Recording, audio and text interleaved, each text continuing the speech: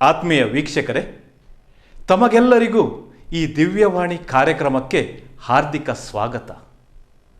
ಉಡುಪಿ ಧರ್ಮ ಪ್ರಾಂತ್ಯವು ಸಾದರಪಡಿಸುವ ಈ ಸುಂದರ ಕಾರ್ಯಕ್ರಮದಲ್ಲಿ ದೇವವಾಕ್ಯದ ಸವಿಯನ್ನು ನಾವು ಆಸ್ವಾದಿಸೋಣ.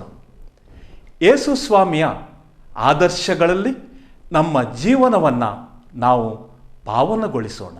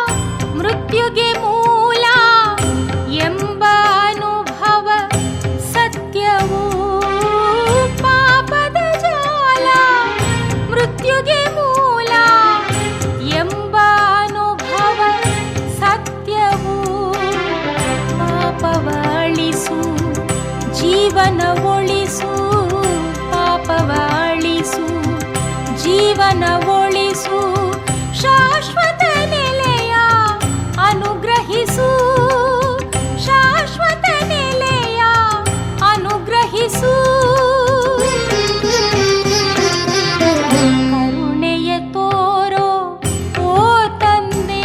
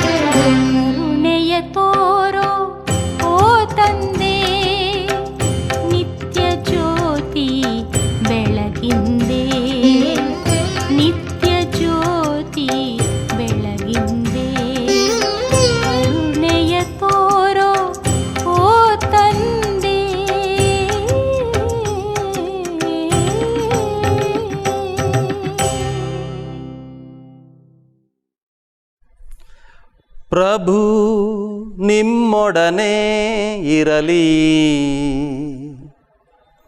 ನಿಮ್ಮ ಆತ್ಮದೊಡನೆಯೂ ಇರಲಿ. ಮತ್ತಾಯನು ಬರೆದ ಶುಭ ಸಂದೇಶದಿಂದ ವಾಚನ. ಪ್ರಭು ನಿಮಗೆ ಮಹಿಮೆ ಸಲ್ಲಲಿ.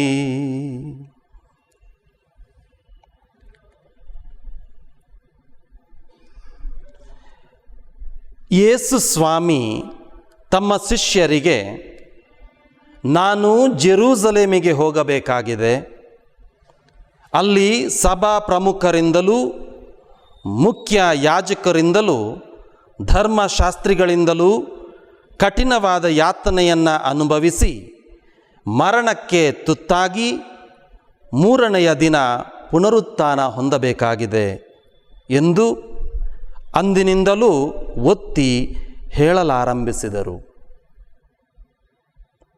ಇದನ್ನು ಕೇಳಲಾಗದೆ ಪೇತ್ರನು ಯೇಸುವನ್ನು ಪಕ್ಕಕ್ಕೆ ಕರೆದು, ಪ್ರಭು, ಹಾಗೆನ್ನಲೇಬೇಡಿ, ನಿಮಗೆಂದಿಗೂ ಹಾಗೆ ಸಂಭವಿಸದಿರಲಿ ಎಂದು ಪ್ರತಿಭಟಿಸಿದನು. ಆದರೆ ಯೇಸು ಪೇತ್ರನತ್ತ ತಿರುಗಿ, ಸೈತಾನನೇ, ತೊಲಗಿಲ್ಲಿಂದ, ನೀನು ನನಗೆ ಅಡೆತಡೆ, ನಿನ್ನ ಈ ಆಲೋಚನೆ ಮನುಷ್ಯರದ್ದೇ ಹೊರತು ದೇವರದ್ದಲ್ಲ ಎಂದರು. ಅನಂತರ ತಮ್ಮ ಶಿಷ್ಯರಿಗೆ ಹೀಗೆಂದರು, ಯಾರಿಗಾದರೂ ನನ್ನನ್ನು ಹಿಂಬಾಲಿಸಲು ಮನಸ್ಸಿದ್ದರೆ ಅವನು ತನ್ನನ್ನು ತಾನೇ ಪರಿತ್ಯಜಿಸಿ ತನ್ನ ಶಿಲುಬೆಯನ್ನು ತಾನೇ ಹೊತ್ತುಕೊಂಡು ನನ್ನನ್ನು ಹಿಂಬಾಲಿಸಲಿ. ತನ್ನ ಪ್ರಾಣವನ್ನು ಉಳಿಸಿಕೊಳ್ಳಲು ಹಾತೊರೆಯುವವನು ಅದನ್ನು ಕಳೆದುಕೊಳ್ಳುವನು. ಆದರೆ ನನ್ನ ನಿಮಿತ್ತ ತನ್ನ ಪ್ರಾಣವನ್ನು ಕಳೆದುಕೊಳ್ಳುವವನು ಅದನ್ನು ಕಂಡುಕೊಳ್ಳುವನು. ಪ್ರಪಂಚವನ್ನೆಲ್ಲ ಗೆದ್ದುಕೊಂಡರೂ ಒಬ್ಬನು ತನ್ನ ಪ್ರಾಣವನ್ನೇ ಕಳೆದುಕೊಂಡರೆ ಅದರಿಂದ ಅವನಿಗೆ ದೊರಕುವ ಲಾಭವೇನು? ಅಥವಾ ಮನುಷ್ಯನು ತನ್ನ ಪ್ರಾಣಕ್ಕೆ ಈಡಾಗಿ ಏನನ್ನು ತಾನೇ ಕೊಡಬಲ್ಲನು? ನರಪುತ್ರನು ತನ್ನ ಪಿತನ ಪ್ರಭಾವದೊಡನೆ ತನ್ನ ದೂತರ ಸಮೇತ ಬರಲಿದ್ದಾನೆ. ಆಗ ಪ್ರತಿಯೊಬ್ಬ ಮಾನವನಿಗೆ ಅವನವನ ಕೃತ್ಯಕ್ಕೆ ತಕ್ಕ ಪ್ರತಿಫಲ ಕೊಡುವನು.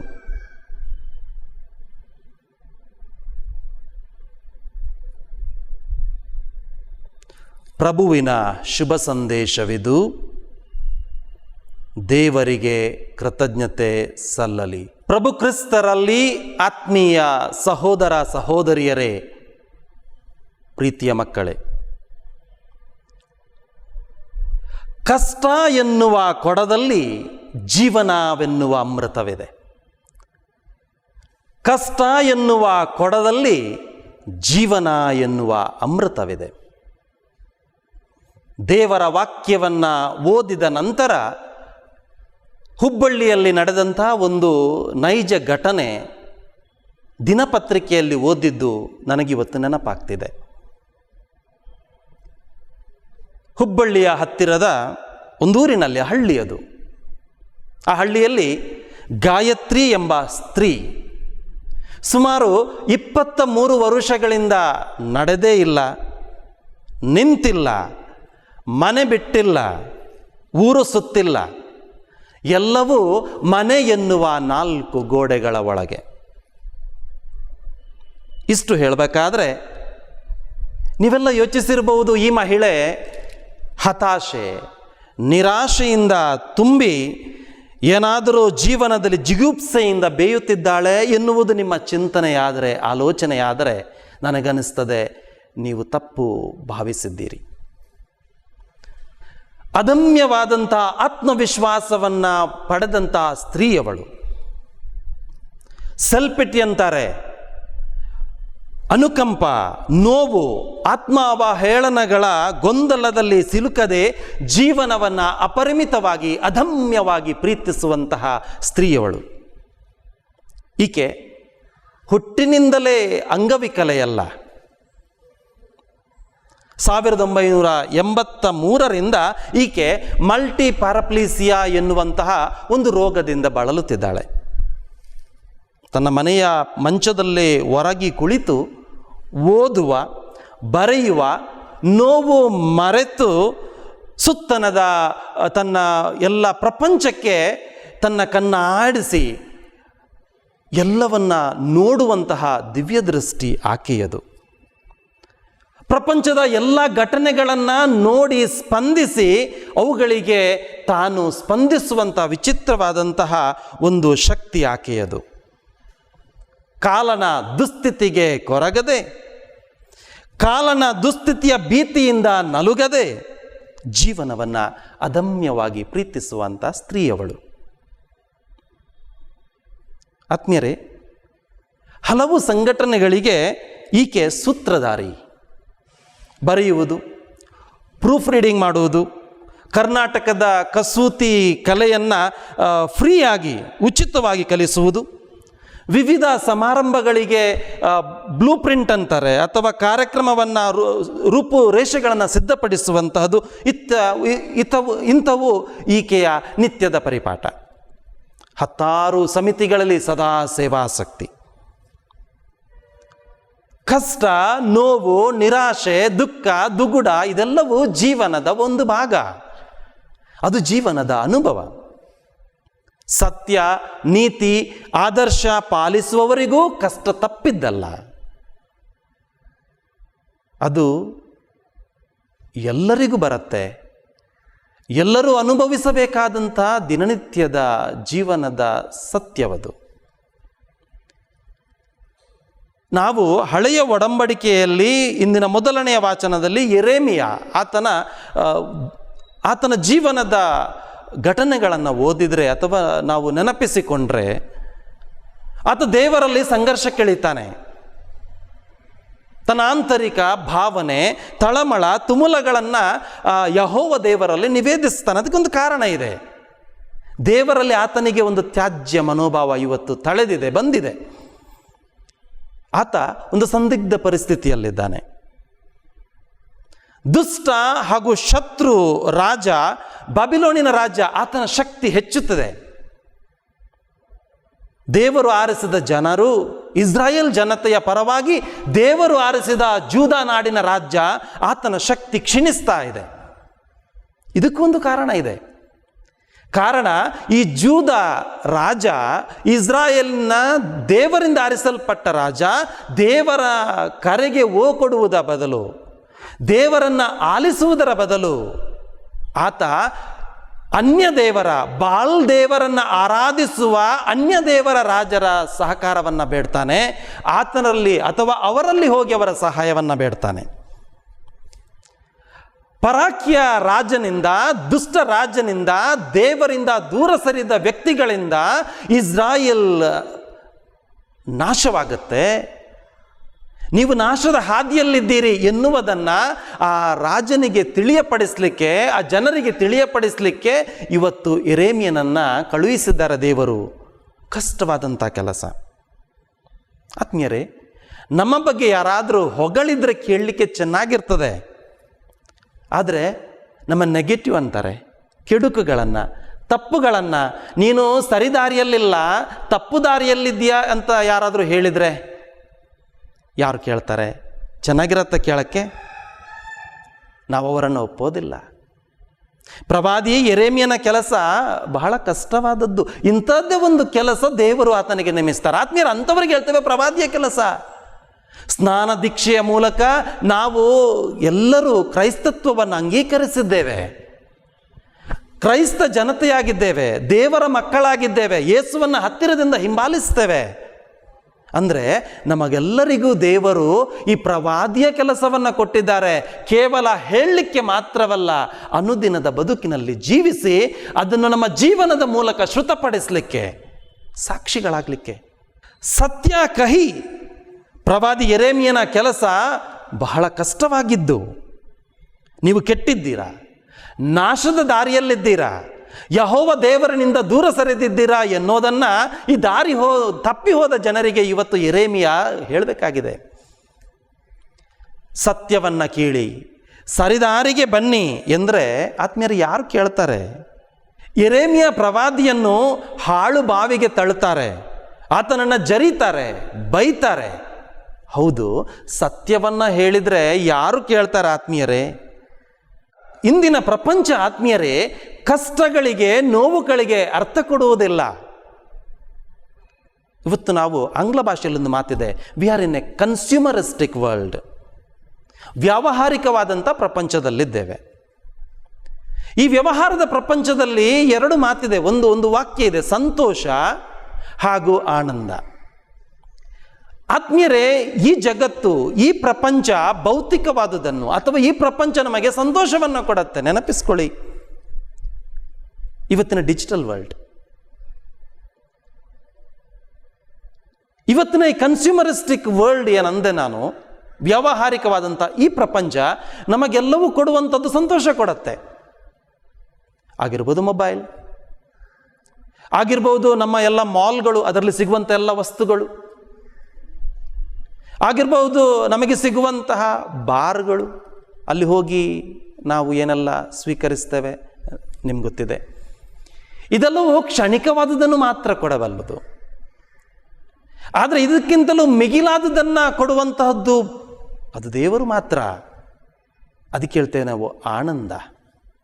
ಇಂದಿನ ಪ್ರಪಂಚ ನಮಗೆ ಹೇಳುತ್ತೆ, ಆತ್ಮೀಯರೇ, 4 ದಿನದ ಬದುಕಿದು, ಮಜಾ ಮಾಡು, ಸಂತೋಷ ಪಡು, ನಾಳೆ ನಮಗೆ ಗೊತ್ತಿಲ್ಲ, ಇಂದು ಮಜಾ ಮಾಡಿದ್ದೇ ಬಂತು. ಇಂಥವರಿಗೆ ಸಂತ ಪೌಲ ಇಂದಿನ 2ನೇ ವಾಚನದಲ್ಲಿ ಕೊರಿಂಥಿಯವರಿಗೆ ಬರೆದ ಪತ್ರದಲ್ಲಿ ಸುಂದರವಾಗಿ ತಿಳಿಸ್ತಾನೆ.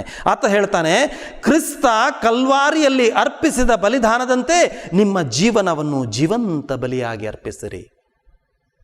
ನಮ್ಮ ಜೀವನವನ್ನು ಅನುದಿನವೂ ಜೀವಂತ ಬಲಿಯಾಗಿ ಅರ್ಪಿಸುವುದಂದ್ರೆ ಏನು? ಕ್ಷಣಿಕವಾದ ಸಂತೋಷಗಳನ್ನು ಪಡೆಯುವುದಕ್ಕೆ ನಾವು ಇಲ್ಲ, ಅದು ನಮಗೆ ಬೇಡ ಎನ್ನುತ್ತಾ ಶಾಶ್ವತವಾಗಿ ಕೊಡುವಂಥ ಆನಂದವನ್ನು ಅನುದಿನವೂ ಸ್ವೀಕರಿಸಿ ಅದರಲ್ಲಿ ಬದುಕುವುದು, ಅದು ಸಂಭ್ರಮ ಆತ್ಮೀಯರೇ, ಅದು ಸ್ವರ್ಗೀಯ ಆನಂದ. ಪ್ರಾಪಂಚಿಕ ವೈಭವವನ್ನು ಕಾಣುತ್ತಿದ್ದ ಪೇತ್ರ, ಆತ ಯೇಸು ತನ್ನ ಮುಂದಿನ ಜೀವನದಲ್ಲಿ ಯಾತನೆ, ಕಷ್ಟ, ನೋವು ಮತ್ತು ಮರಣ ಅದನ್ನು ತಾನು ಸ್ವೀಕರಿಸಲಿಕ್ಕಿದ್ದೇನೆ ಎನ್ನುವ ಸತ್ಯವನ್ನು ಆತನಿಗೆ ಹೇಳಿದಾಗ ಆತ ಹೇಳ್ತಾನೆ, ನಾನು ಇದನ್ನು ನಾನು ಸ್ವೀಕರಿಸಲಾರೆ, ಇದು ನನ್ನಿಂದ ಸ್ವೀಕರಿಸಲಿಕ್ಕೆ ಸಾಧ್ಯವಿಲ್ಲ ಅಂತಾನೆ.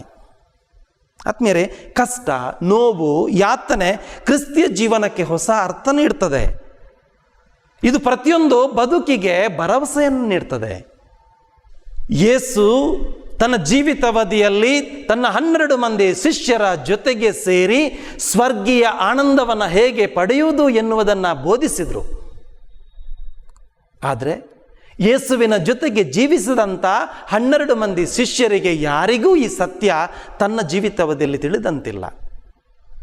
3 ವರುಷಗಳ ಕಾಲ ಯೇಸುವಿನ ಜೊತೆಗೆ ಇದ್ದಂಥ ಈ ಶಿಷ್ಯರು ಯೇಸು ಶಿಲುಬೆಯ ಮೇಲೆ ಮರಣ ಹೊಂದಿದಾಗ ಏನಾಯಿತು? ಘೋರವಾದ ಮರಣ, ಶಿಲುಬೆಯ ಮೇಲೆ ಸತ್ತಾಗ ಈ ಸತ್ಯವನ್ನು ಯೇಸು ಅವರಿಗೆ ಮುಂಚಿತವಾಗಿ ತಿಳಿಸಿದರು. ಆದರೆ ಯೇಸು ಶಿಲುಬೆಯ ಮೇಲೆ ಮರಣ ಹೊಂದಿದಾಗ ಏನಾಯಿತು ಆತ್ಮೀಯರೇ? 12 ಮಂದಿ ಶಿಷ್ಯರ ಮಧ್ಯದಲ್ಲಿ ಅಥವಾ 12 ಮಂದಿ ಶಿಷ್ಯರಲ್ಲಿ ಯಾರು ಯೇಸುವಿನ ಶಿಲುಬೆಯ ಬುಡದಲ್ಲಿದ್ದರು? ನನಗೆ ಗೊತ್ತಿರೋ ಪ್ರಕಾರ 3 ಜನ ಮಾತ್ರ. ಯೇಸುವಿನ ತಾಯಿ ಮರಿಯ, ಇನ್ನೊಬ್ಬರು ಮರಿಯ, ಮತ್ತು ಯೇಸುವಿನ ಒಬ್ಬ ನೆಂಟ ಅವನು ಯೋವಾನ್ನ. ಬಾಕಿ ಉಳಿದ ಪ್ರೇಷಿತರು ಎಲ್ಲಿದ್ರು? ಎಲ್ಲಿ ಹೋದರು? ಅವರು ತಮ್ಮ ತಮ್ಮ ಊರಿಗೆ ತಮ್ಮ ಹಿಂದಿನ ಬದುಕನ್ನು ಅರಸಿಕೊಂಡು ಅದನ್ನು ಯೋಚಿಸಿಕೊಂಡು ಹಿಂದೆ ಹೋದರು. ಅಂದರೆ ಕಷ್ಟ, ನೋವುಗಳಿಗೆ, ನಿರಾಶೆಗಳಿಗೆ ಅವರು ಹೆದರಿ ಅವರ ಹಿಂದಿನ ಬದುಕನ್ನು ಆಲಂಗಿಸಲಿಕ್ಕೆ, ಸ್ವೀಕರಿಸಲಿಕ್ಕೆ ಹೋದರು. ಹಿಬ್ರಿಯರಿಗೆ ಬರೆದ ಪತ್ರ 12ನೇ ಅಧ್ಯಾಯ 5ರಿಂದ 6ನೇ ವಚನ ಹೀಗೆ ಹೇಳ್ತದೆ, ಮಕ್ಕಳಿಗೆ ಹೇಳುವಂತೆ ದೇವರು ನಿಮಗೆ ಹೇಳಿರುವ ಎಚ್ಚರಿಕೆಯ ಮಾತುಗಳನ್ನು ಮರೆತು ಬಿಟ್ಟಿರೋ? ಮಗನೇ, ಮಗಳೇ, ಸರ್ವೇಶ್ವರ ಕೊಡುವ ಶಿಕ್ಷೆಯನ್ನು ತಾತ್ಸಾರ ಮಾಡದಿರು. ಅವರು ನಿನ್ನನ್ನು ದಂಡಿಸುವಾಗ ಧೈರ್ಯಗೆಡದಿರು. ಸರ್ವೇಶ್ವರ ತಾವು ಪ್ರೀತಿಸುವವನನ್ನು ಶಿಕ್ಷಿಸುವರು, ತಮಗೆ ಮಗನೆಂದು ಮಗಳೆಂದು ಬರಮಾಡಿಕೊಳ್ಳುವವನನ್ನು ದಂಡಿಸುವರು. ಆತ್ಮೀಯರೇ, ನಮ್ಮನ್ನು ಸೃಷ್ಟಿಸಿದ ದೇವರು ಖಂಡಿತವಾಗಿಯೂ ರಕ್ಷಿಸಿಯೇ ರಕ್ಷಿಸ್ತಾರೆ. ಕಷ್ಟ, ಸಂಕಷ್ಟದಲ್ಲಿರುವ ನಾವು ದೇವರ ಕೈಯಲ್ಲಿದ್ದೇವೆ. ನಮ್ಮನ್ನೇ ನಾವು ಸಂಪೂರ್ಣವಾಗಿ ದೇವರ ಕೈಯಲ್ಲಿ ಸಮರ್ಪಿಸಿದಾಗ ದೇವರು ಆತನ ಆನಂದವನ್ನು ಕೊಡುವುದು ಮಾತ್ರವಲ್ಲ, ಪ್ರಾಪಂಚಿಕವಾಗಿ ಬದುಕುವ ದಿನಗಳಲ್ಲಿ ಆತನ ನೈಜವಾದ ಕೃಪೆಯೊಂದಿಗೆ ನಮ್ಮನ್ನು ಬದುಕಿಸಲಿಕ್ಕೆ, ತನ್ನ ದಾರಿಯಲ್ಲಿ ನಡೆಯಲಿಕ್ಕೆ ನಮ್ಮನ್ನು ಸದಾ ಸೆಳೆಯುತ್ತಾರೆ. C.S. ಲೇವಿಸ್ ಎನ್ನುವ ಲೇಖಕ ಇಂತನ್ನುತ್ತಾನೆ, ದೇವರು ನಮ್ಮ ಸಂತೋಷದಲ್ಲಿ ಪಿಸುಗುಟ್ಟುತ್ತಾನೆ, ನಮ್ಮ ನೋವಿನಲ್ಲಿ ಬೊಬ್ಬಿಡುತ್ತಾನೆ. ಹೌದು ಆತ್ಮೀಯರೇ, ಅನೇಕ ಜನರು ನನ್ನ ಹತ್ರ ಬಂದು ತಮ್ಮ ಕಷ್ಟ, ನಿರಾಶೆಯ ಸಮಯದಲ್ಲಿ ಬಂದು ನನ್ನ ಹತ್ರ ಕೇಳುವುದಿದೆ, ಫಾದರ್, ನಮಗೆ ಯಾಕೆ ಈ ಕಷ್ಟ? ನಾವು ಅನುದಿನವೂ ಪ್ರಾರ್ಥನೆ ಮಾಡ್ತೇವೆ, ಮನೆಯಲ್ಲಿ ಜಪಸರ ಮಾಡ್ತೇವೆ, ನೋವಿನಗಳಲ್ಲಿ ಭಾಗವಹಿಸ್ತೇವೆ, ತಪ್ಪದೇ ದಿವ್ಯ ಬಲಿ ಪೂಜೆಗಳಿಗೆ ಭಾಗವಹಿಸ್ತೇವೆ, ವಾರದ ದಿನಗಳಲ್ಲಿ ಆಗದಿದ್ದರೂ ಭಾನುವಾರವಂತೂ ಖಂಡಿತವಾಗಿ ಹೋಗ್ತೇವೆ, ನಮ್ಮ ಕೈಲಾದಷ್ಟು ಸಹಾಯವನ್ನು ಧರ್ಮಸಭೆಗೆ ನೀಡ್ತಾ ಇದ್ದೇವೆ. ನಾವು ಕಿರುಕ್ರೈಸ್ತ ಸಮುದಾಯದ ಕೂಟಗಳಲ್ಲಿ ತಪ್ಪದೇ ಭಾಗವಹಿಸ್ತೇವೆ. ಆದರೂ ನನ್ನ ಮಗಳಿಗೇಕೆ ಕ್ಯಾನ್ಸರ್ ಬಂತು? ನನ್ನ ಗಂಡ ಯಾಕೆ ಆಕ್ಸಿಡೆಂಟ್ನಲ್ಲಿ ಸತ್ತು ಹೋದ? ಯಾಕೆ ನನ್ನ ಮಗನಿಗೆ ಒಳ್ಳೆಯ ಜಾಬ್ ಸಿಗಲಿಲ್ಲ? ನಮಗ್ಯಾಕೆ ಈ ಕಷ್ಟ? ನಮಗ್ಯಾಕೆ ಈ ನೋವು? ಆತ್ಮೀಯರೇ, ಒಂದು ಸತ್ಯ ಪವಿತ್ರ ಧರ್ಮಸಭೆ ನಮಗೆಲ್ಲರಿಗೂ ಬೋಧಿಸ್ತದೆ.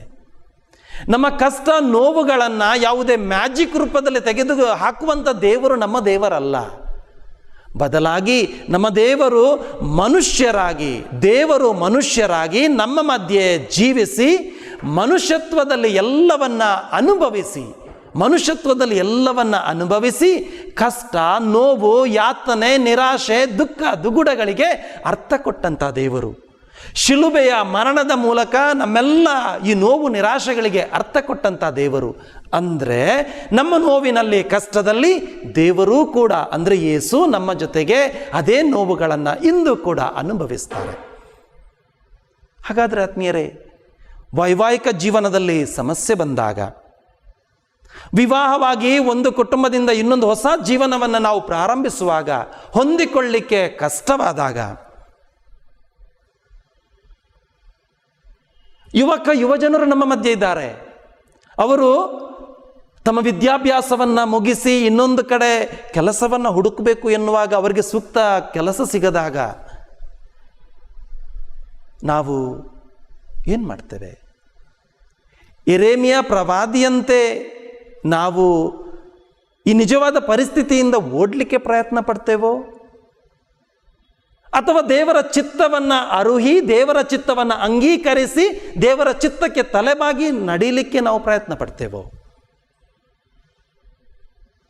ದೇವರ ವಾಕ್ಯಕ್ಕೆ ಮನಿದು ಜೀವಿಸುವುದು ಎಂದರೆ ದೇವರ ಆ ಯೋಜನೆಯನ್ನು ದೇವರ ವಾಕ್ಯದ ಮೂಲಕ ನಾವು ಅಂಗೀಕರಿಸಿ ಪ್ರಾರ್ಥನೆಯನ್ನೇ ನಮ್ಮ ಜೀವನವನ್ನಾಗಿ ಮಾಡುವುದಾಗಿದೆ ಆತ್ಮೀಯರೇ. ಆಗ ಮಾತ್ರ, ಅಂದರೆ ದೇವರ ಚಿತ್ತಕ್ಕೆ ಮನಿದಾಗ, ದೇವರ ಚಿತ್ತಕ್ಕೆ ತಲೆಬಾಗಿ ನಡೆದಾಗ ನಾವು ನಮ್ಮ ತಲೆಯ ಮೇಲೆ ಕಷ್ಟ ಎನ್ನುವ ಕೊಡದಲ್ಲಿ ಜೀವನವೆನ್ನುವ ಅಮೃತವನ್ನು ಪಡೆಯಲಿಕ್ಕೆ ಸಾಧ್ಯವಾಗುತ್ತೆ. ನಾವು ಈಗ ತಾನೇ ಆಲಿಸಿದ ಒಂದು ಕತೆ, ಗಾಯತ್ರಿ.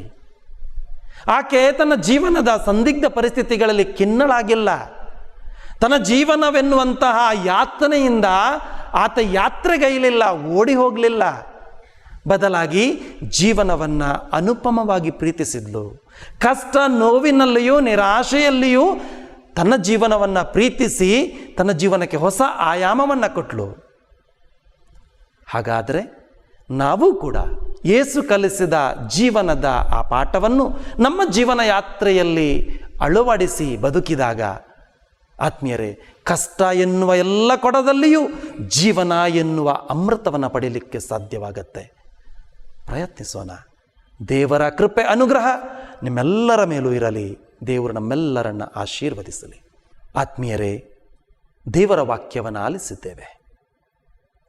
ದೇವರ ವಾಕ್ಯವನ್ನು ಕರಗತಗೊಳಿಸಲು, ನಮ್ಮಲ್ಲಿ ಅದು ಕೆಲಸ ಮಾಡಲು ಬೇಕಾದ ಶಕ್ತಿ ಕರುಣೆಯನ್ನು ಈಗ ನಾವು ಕರಗಳನ್ನು ಜೋಡಿಸಿ ಕಣ್ಣುಗಳನ್ನು ಮುಚ್ಚಿ ದೇವರ ಕೃಪೆಯನ್ನು ಕ್ಷಣಕಾಲದಲ್ಲಿ ಮೌನದಲ್ಲಿ ಪ್ರಾರ್ಥಿಸುವ.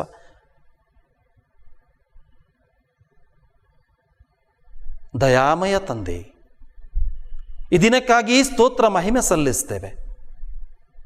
ನಿಮ್ಮ ಪುತ್ರ ಯೇಸುವಿನ ಮುಖಾಂತರ ನಮಗೆಲ್ಲರಿಗೂ ನೀವು ನಿಮ್ಮ ದಿವ್ಯವಾಣಿಯ ಮೂಲಕ, ನಿಮ್ಮ ಪುತ್ರನ ಜೀವನದ ಮೂಲಕ ನಾವೆಲ್ಲರೂ ಕಷ್ಟ ನೋವುಗಳನ್ನು ಸ್ಪಂದಿಸಲಿಕ್ಕೆ ಕಲಿಸಿಕೊಟ್ಟಿದ್ದೀರಿ. ಬದುಕನ್ನು ಅನುಭವಿಸಲಿಕ್ಕೆ, ಜೀವನವನ್ನು ನಾವು ಆನಂದದಿಂದ ಸ್ವೀಕರಿಸಲಿಕ್ಕೆ ಕಲಿಸಿಕೊಟ್ಟಿದ್ದೀರಿ. ಅದಕ್ಕಾಗಿ ಸ್ತೋತ್ರ ಸ್ವಾಮಿ. ನಾವೆಲ್ಲರೂ ನಿಮ್ಮ ಮಕ್ಕಳು.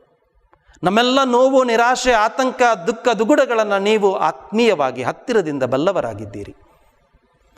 ನಾವು ಪ್ರಾರ್ಥನೆಯ ಮೂಲಕ ಇವೆಲ್ಲವನ್ನು ನಿವೇದಿಸುವ ಮೊದಲೇ ನೀವು ಎಲ್ಲವನ್ನ ಅರ್ಥ ಮಾಡಿಕೊಳ್ಳುವ ದೇವರಾಗಿದ್ದೀರಿ.